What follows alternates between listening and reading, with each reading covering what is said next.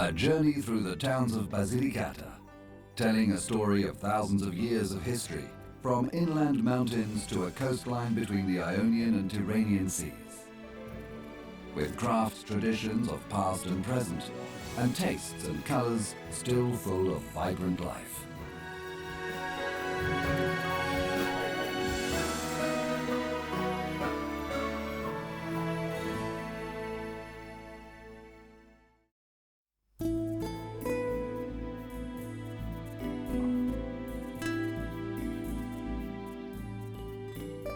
The majesty of the castle near Melfi contrasts with the little mountainside church of Santa Margherita.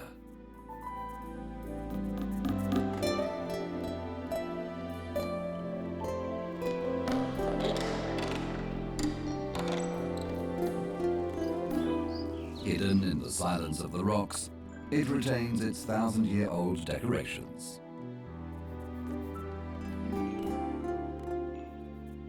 La chiesa rupestre di Santa Margherita è un piccolo The rupestral church of Santa Margherita is a little jewel. It's never been tampered with, and if you look at it carefully, you'll be enraptured by these images, which include the martyrdoms of many saints.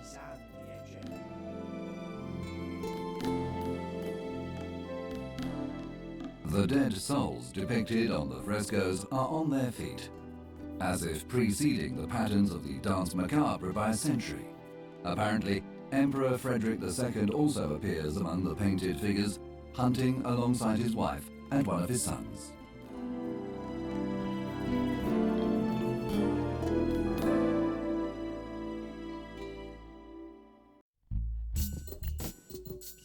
Venosa has been famous since classical times. 4 round towers protect the corners of the 16th century castle. The fortress was built on the site of Venosa's first cathedral.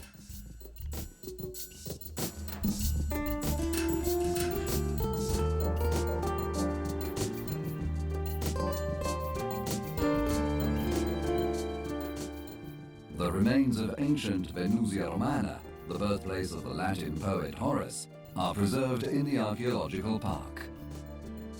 This area is one of the few places in Italy where such remains have not been built over during successive centuries. The excavations stretch alongside the Abbey della Trinità. Before the church was built, an early Christian shrine stood here, and a pagan temple before that.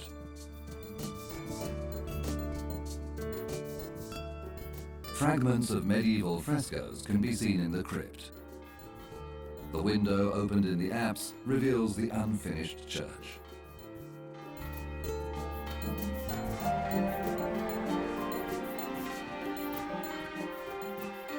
For almost 1,000 years, the plan to enlarge the Basilica of the Abbey della Trinità has remained unfulfilled.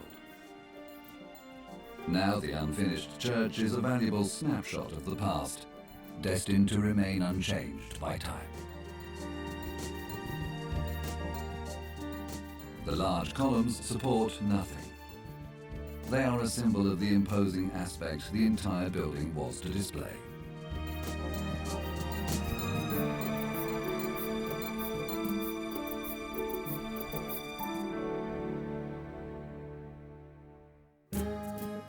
Venosa is in the region of Vulture.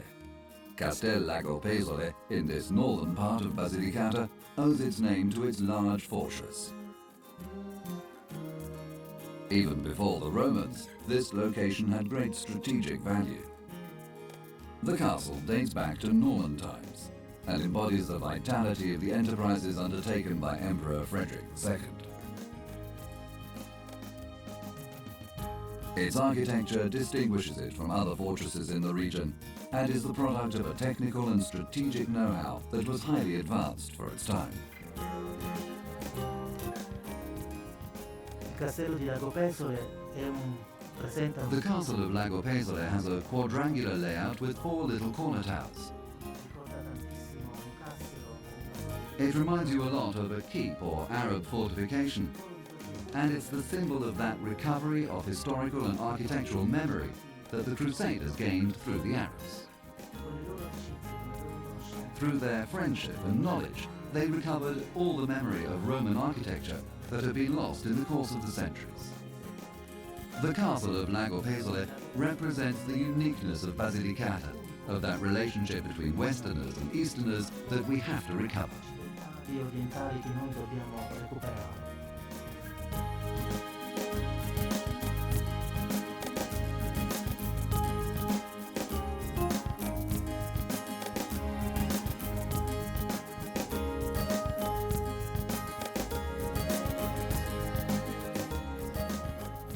Witnesses to the past rub shoulders with signposts to the future. In recent years, Basilicata has developed new infrastructures to exploit wind energy. The modern version of traditional windmills takes the form of wind generators. Thanks to the pattern of winds in the region, wind farms can produce clean, renewable energy. These innovative projects are inspired by Italy's signing of the Kyoto Accord, which aims to reduce emissions of environmentally harmful gases.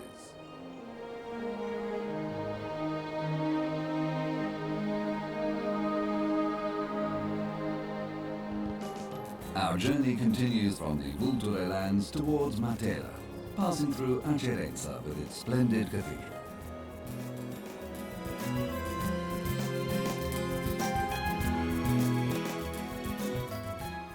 Bishops from France built it in the 11th century, applying the innovative architectural canons of the monastery of Cluny.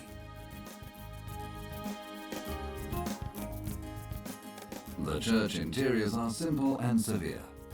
The few decorative elements were added in later centuries. Legend has it that the 16th century crypt is the hiding place of the Holy Grail, but this is only hearsay and cannot be confirmed by the church.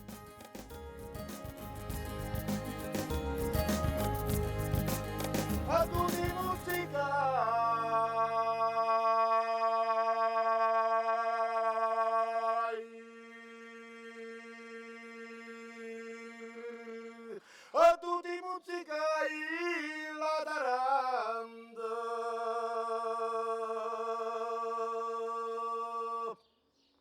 ti muzzicai un cuore,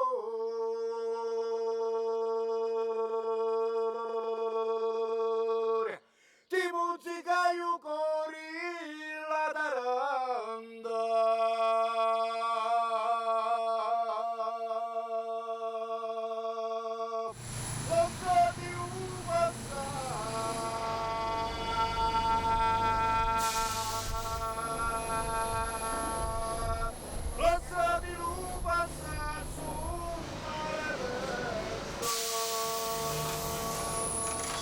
Antonio Infantino's music ensemble, the Tarantolati, has taken the traditional sounds and singing of Basilicata to an extreme. Their unrestrained rhythms underpin childlike rhymes or songs about events in farmers' lives, like the olive harvest.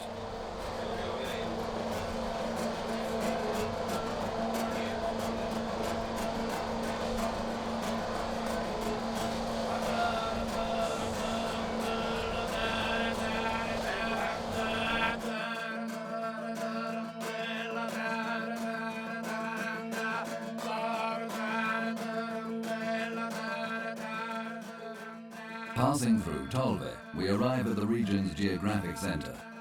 At Tricarico, the music of Infantino is interwoven with the poetry of Rocco Scotellaro. The poet was also the town's mayor. He died in 1953 at the age of 30, but the widespread acclaim he received keeps Scotellaro's poetry alive. His verses describe everyday life with simple profundity, love, fear, and the hard peasant life.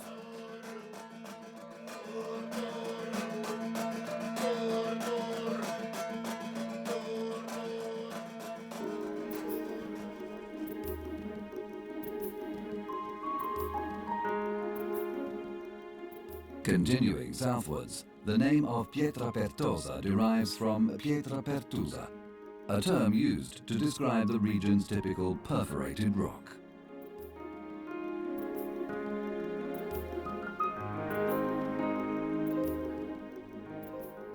A journey to Basilicata should always include the Lucane Dolomites, so called because the steep, pointed peaks resemble real alpine mountains.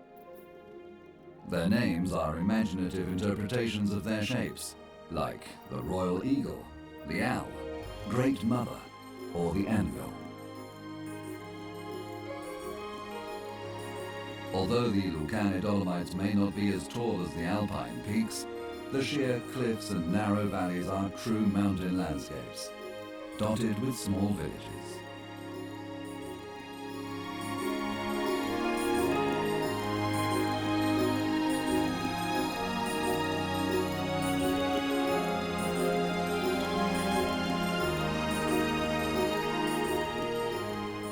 Daily life in the fields and meadows follows the rhythms of nature and is often surrounded by a strong spiritual sense.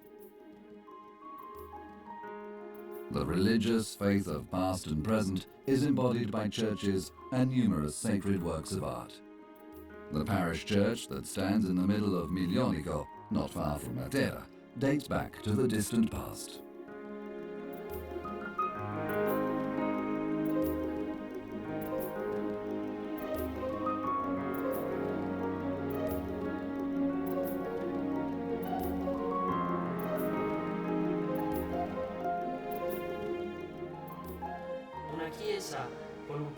A church with a late 13th century doorway and bell tower that boast a completely respectable antiquity. And in fact it contains a very precious polyptych, a work from 1499, dated and signed by the great Venetian painter Giovanni Battista Cima da Conigliano, a pupil of Giovanni Bellini. These 18 poplar panels present a great novelty for the time. As a result of late 15th century Venetian painting, the gold backgrounds were eliminated and the view was opened up to the landscape. A bas-relief depicts Saints Peter and Paul. The Feast of the Patrons in late June is dedicated to them.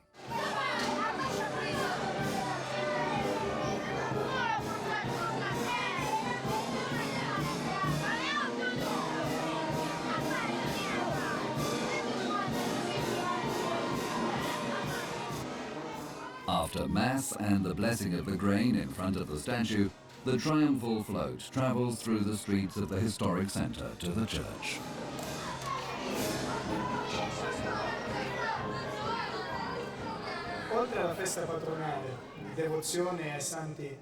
In addition to the patronal feast dedicated to Saints Peter and Paul, there is also the Feast of the Holy Crucifix, which is the real feast of devotion of the local faithful, and so of the people of Miglionico. Della popolazione miglionichese.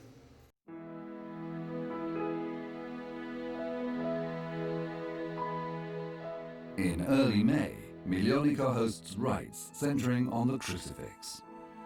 It's carried through the streets of the historic centre on the shoulders of the faithful. The festival seems to be a prelude for the excitement that enlivens Matera in July.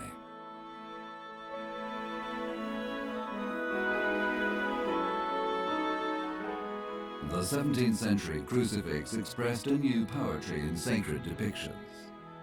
Christ's face, in fact, like the rest of his body, communicated his physical suffering with great realism.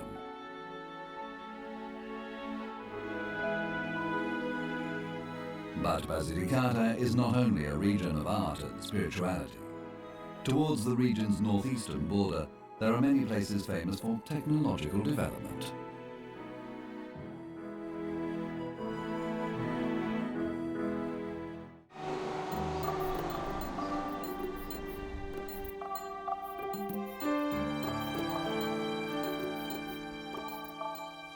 The Matera Space Geodesy Center was founded in the early 1980s, following an agreement between NASA, the region, and today's Italian Space Agency. The satellite installations allow the Earth to be observed and studied from space. This technology can be applied in many fields, from weather forecasting to TV transmissions.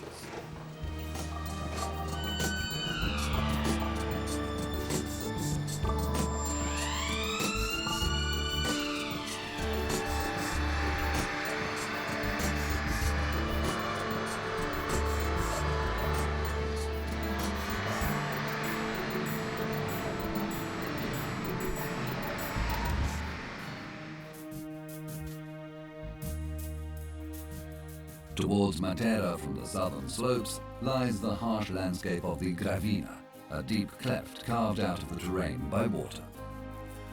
This is the typical terrain of the Murge, straddling Basilicata and Puglia. For centuries, the natural ravines in the rock have provided shelter for shepherds. Until the 9th century, the inhabitants carved small mountainside churches out of the rock, like Cristo la Selva, with a Romanesque facade.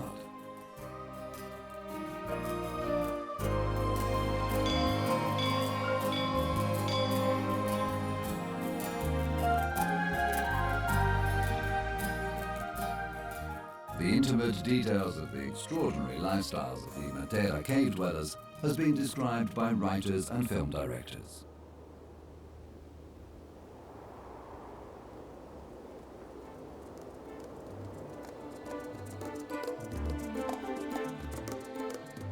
Set in the Quartiere dei Sassi, where the houses are carved out of the rock, films shot in Matera have highlighted the often harsh conditions of daily life.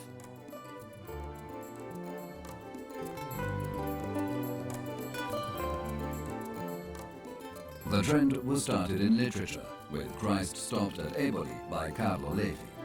The writer was a political exile here in the 1930s. His depiction of the harsh reality of cave life provoked a strong public reaction. After the Second World War, the caves were regarded as a national disgrace, a place where people still lived as they did in medieval times. Later, the value of the so-called Sassi di Matera was appreciated, and in the 90s, the Sasso Barisano and Sasso Cavioso districts became UNESCO World Heritage Sites.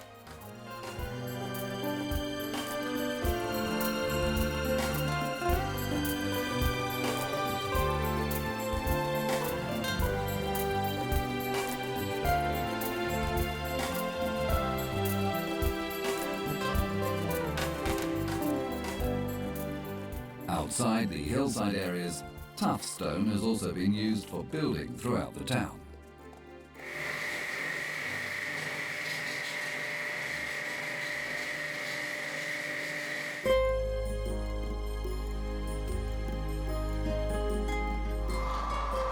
The quarries of the area are a source of building and craft materials. Many factories produce carefully detailed objects that are used as decorations.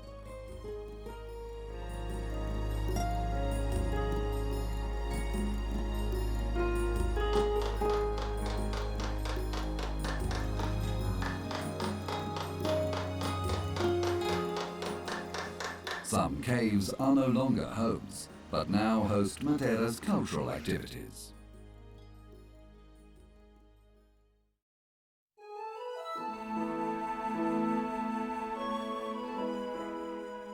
Like the Casa Cava, a large cavern dug out of the tuff. It often echoes to the sounds of jazz concerts.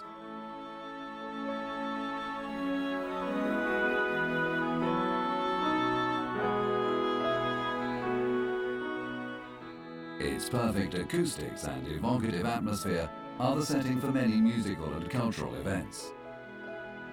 One of Matera's great charms is its ability to offer venues far from noise and sunlight, deep in the earth, where time stands still.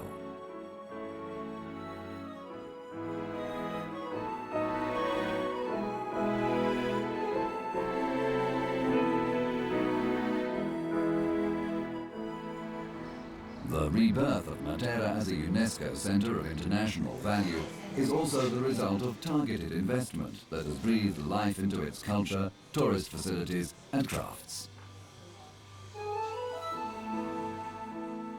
The town's typical coloured terracotta whistles embody an ironic imagination, with chimneys, knights, doorways and stamps.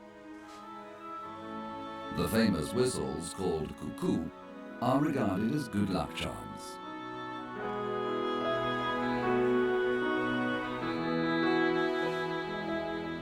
In the workshops, the traditions are handed down to young apprentices.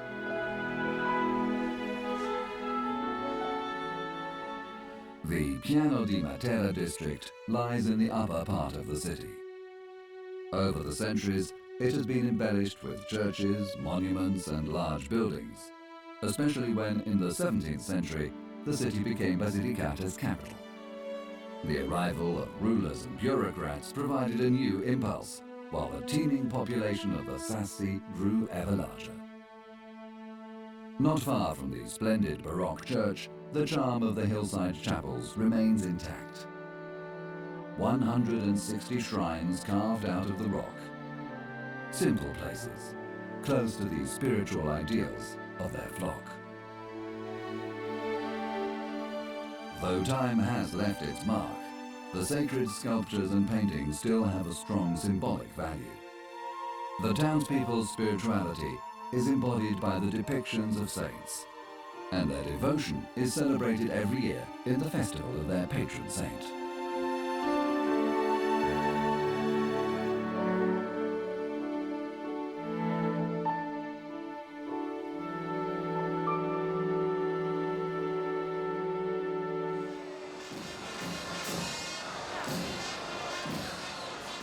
The festival on the 12th of June is Matera's most important annual event. The feast of the Madonna della Bruna is more than a religious celebration. It's an opportunity felt by all to express their past.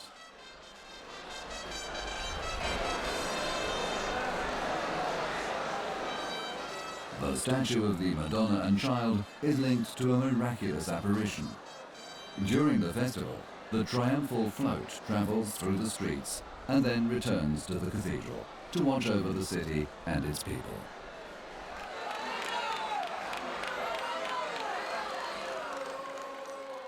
It takes an entire year to build the papier-mâché float, helped by donations from the citizens.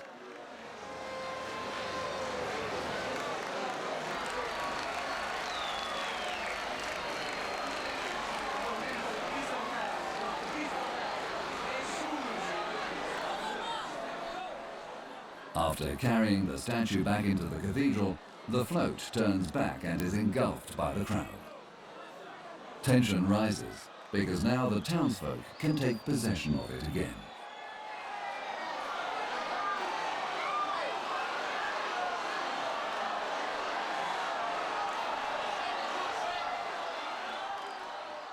The desire to take the decorations leads to a full-blooded assault. A few fragments are enough for some, but many others try to take home the largest pictures, like those of saints and angels.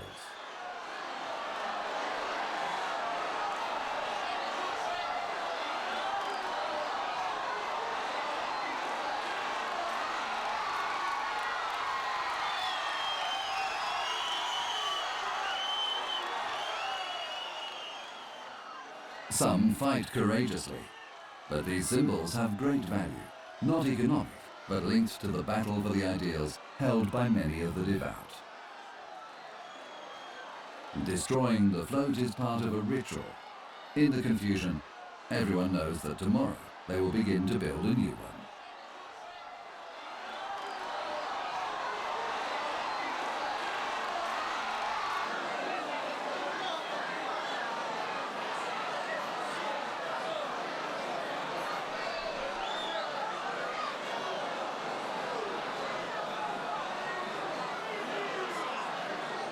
Angels, saints and doves fly above the crowd, and even the smallest piece of colored paper is a treasured prize.